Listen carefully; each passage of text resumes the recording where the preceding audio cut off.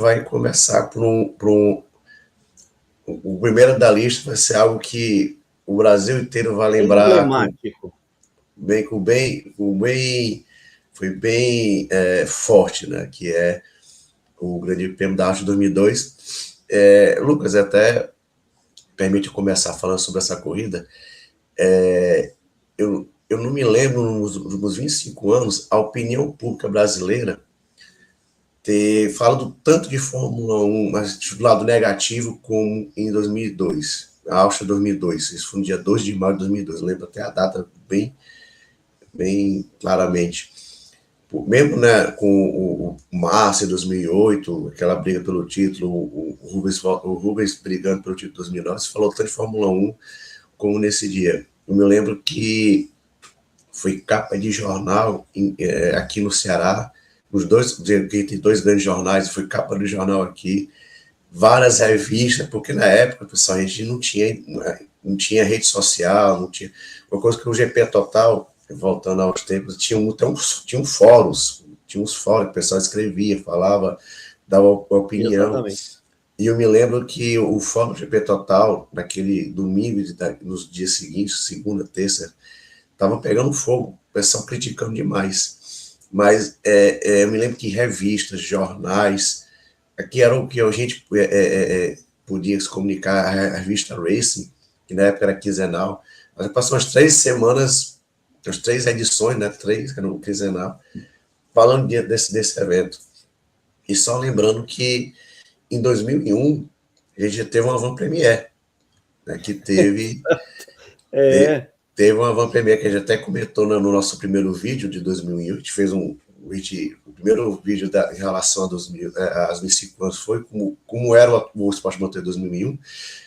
E a gente comentou que em 2001 teve sim uma situação parecida, só que não era pela primeira posição, era pelo segundo lugar. O Coulthard venceu aquela corrida, o Schumacher está numa disputa com o João Paulo Montoya, saiu da pista, se recuperou, ficou em terceiro, o Rubinho em segundo. O Rubinho, eu me lembro que ele não domina, na verdade o Rubinho não foi um grande ano do Rubinho, ele meio que perdeu aquela corrida por Coulthard, e na última volta a Ferrari mandou ele trocar a posição com o Schumacher. E é uma coisa que é inesquecível. Perguntaram para a Ferrari, e se fosse pela vitória? Não, vitória não, peraí. Segundo lugar, tudo bem, o campeonato estava mais apertado. Um ano depois, o Rubinho estava andando bem mais que o Schumacher, bem mais mesmo, foi até algo atípico. Ele até falou na semana atrasada das listas que o Rubinho ele era capaz de ter atuações que um campeão mundial assinaria. Só que era uma pena que era mais uma exceção do que uma regra. E esse final de semana na Áustria, 2002, era esse final de semana que o Rubinho estava andando muito. E nas últimas voltas, depois a gente ficou sabendo, começou a Ferrari, vocês têm que trocar a posição, e o Rubinho fez como ele fez no anterior, esperou a última volta da última curva para ceder a posição, e isso proporcionou uma narração clássica do Kleber Machado. E eu posso até falar de todos os esportes, não apenas Fórmula 1, que é o hoje sim, hoje sim, hoje não. Hoje não, hoje sim. É uma transmissão esportiva que ecoa até hoje. Só lembrando, Lucas, e foi justamente pelas gerações que não assistiram isso. Eu me lembro, viu, Lucas? Aconteceu em 2002. Eu me lembro que isso aconteceu justamente porque nas últimas voltas estavam lembrando de 2001. O hoje não, assim, porque será que vai ter ser igual a 2001, que o Rubinho tinha deixado o Schumacher passando na última volta? Aí ele falou, hoje não, ele não vai deixar o Schumacher passar na última volta. Hoje não. Aí quando vê a cena, ele tirando o pé, hoje sim. E o Kleber Machado faz, hoje sim. Ele faz a pergunta. E o interessante também é constatar aqui o Kleber Machado, que é um cara que eu gosto muito, tremendo narrador, ele que teve tantas passagens pelo futebol, uma trajetória inteira, basicamente no futebol, e uma trajetória secundária na Fórmula 1, talvez seja a transmissão mais lembrada de Kleber Machado, não é no futebol, e sim na Fórmula 1, diante desse episódio em que o Barrichello ele resolveu escancarar a questão da ordem de equipe. Por quê? Porque ele deixou justamente no último momento.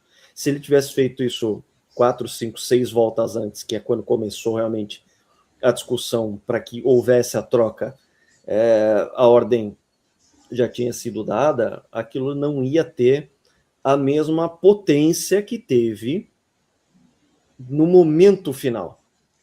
E as vaias do público, o público desaprovou massa o episódio. E o que eu não me esqueço, eu sempre quando eu falo do episódio da Áustria 2002, eu nunca esqueço, é a cara de asco do Ralf Schumacher olhando para o Michael Schumacher. O Ralf chegou em quarto nessa corrida e não foi para o pódio, mas ele aparece, né? Aparece o Schumacher, aparece o Ralf Schumacher de fundo, e ele faz uma cara de total e absoluta desaprovação, em que fica claro, ele não move mais a face, e você consegue ler os lábios dele falando assim, é assim que você quer ganhar, Michael, meu irmão, é assim que você quer ganhar as corridas, sabe? Fica muito claro o olhar do Ralf Schumacher, né? E que chama a atenção do pessoal da transmissão também, quem estava fazendo, o próprio Kleber Machado, chama a atenção o Ralf Schumacher, porque realmente foi um episódio que ficou emblemático não só pelo ocorrido de si, mas pelo desdobramento.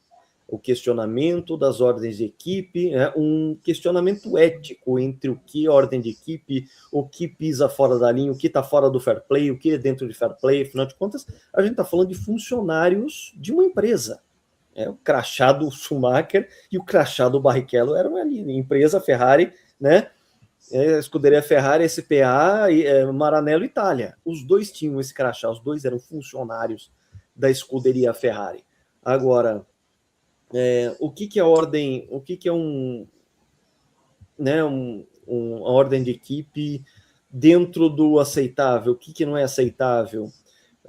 A liberação dos rádios, um canal aberto de rádio. O próprio episódio de 2010 da Ferrari, Fernando is faster than you, na Alemanha, enquanto Felipe Massa estava na frente do Alonso, esse não entrou na nossa lista, só estou falando porque aquilo ali que aconteceu em 2002 ecoou no de 2010 também, porque foi uma comunicação, digamos assim, codificada. Fernando is faster than you.